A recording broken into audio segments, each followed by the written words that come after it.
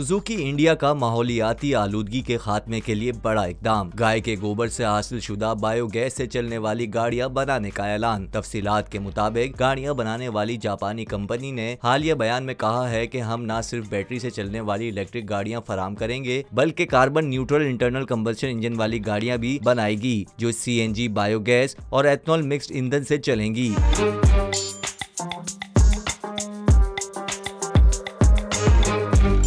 जापानी कंपनी का कहना है कि इंडिया के देही इलाकों के डेयरी वेस्ट में गाय के गोबर से बायोगैस हासिल की जा सकती है। इस बायोगैस को कंपनी के CNG मॉडल्स में इस्तेमाल किया जा सकता है। कंपनी ने डेयरी प्रोडक्शन के इंडियन इदारे से पहले ही मुआहिदा कर रखा है जो कि एशिया का सबसे बड़ा डेयरी मैन्युफैक्चरर है। इसने जापान में ऐसी कंपनी में भी सरमायाकारी कर रखी है जो कि बायोगैस से तवानाई की पैदावार पर तहकीक कर रही है। सुजुकी का कहना है कि मुस्तकबिल में इस मंसूबे को आसियान ममालिक जिसमें पाकिस्तान के साथ साथ दीगर जुनूबी मशरकी एशियाई ममालिक शामिल हैं, अफ्रीका और जापान तक वसी किया जा सकता है।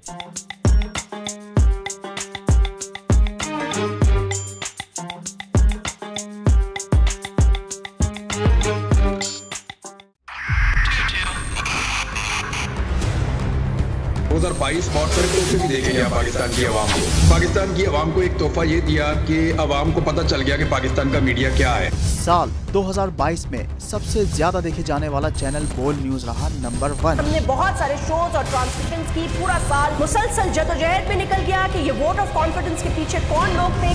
तोड़े रेटिंग के सभी रिकॉर्ड। सोशल मीडिया पर भी सबसे ज्यादा तेजी से 2.4 बिलियन व्यूज का संगे मील अबूर किया।